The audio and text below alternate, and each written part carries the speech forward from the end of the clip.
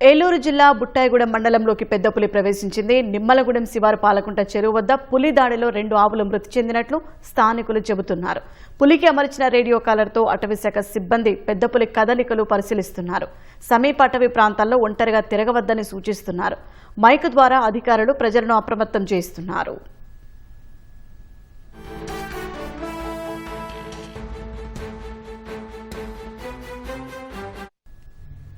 పెద్దపులి సంచారంపై తాజా సమాచారం మా ప్రతినిధి శ్రీనివాసరావు అడిగి తెలుసుకుందాం. శ్రీనివాసరావు, పెద్దపులి కోసం అధికారులు ఎలాంటి గాలింపు చర్యలు చేపట్టారు?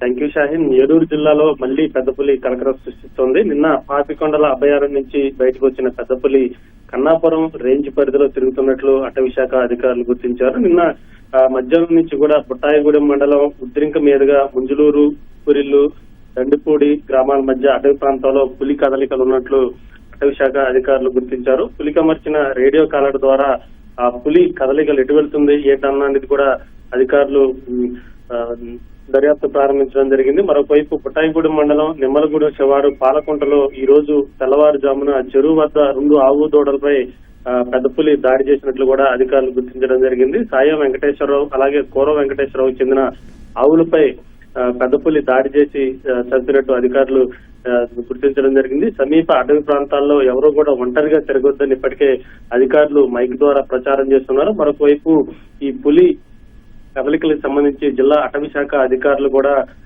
ఉప్పరిల్లు అటవీ ప్రాంతంలో ఏర్పాటు చేసిన బస ప్రదేశంలో ఉండి ఎప్పటికప్పుడు పులి ఎటు వెళుతుంది ఏంటన్నది కూడా అధికారులు పరిశీలించడం జరుగుతుంది. మొత్తంగా పెద్ద పులి సమీప గ్రామాల్లో తిరుగుతున్న నేపథ్యంలో అటవీ అధికారులు ఇప్పటికే అప్రమత్తమైన జరిగింది. అలాగే ఈ గ్రామాల్లో ఇప్పటికే ప్రజలను అప్రమత్తం చేస్తున్నారు. పెద్ద పులి తిరుగుతుంది కాబట్టి ప్రజలెవరూ కూడా ఒంటరిగా అడవిలోకి వెళ్లొద్దు. అలాగే గ్రామాల్లో ప్రజలు ఎవరైతే ఉన్నారో వారందరూ కూడా అప్రమత్తంగా ఉండాలి. ఏవైనా పులి కదలికలు కనుక ప్రజలు గుర్తిస్తే వెంటనే సంబంధిత అటవీ శాఖ అధికారులకు సమాచారం అందించాలంటూ కూడా అధికారులు చెప్పడం జరిగింది. ధన్యవాదాలు శ్రీనివాసరావు.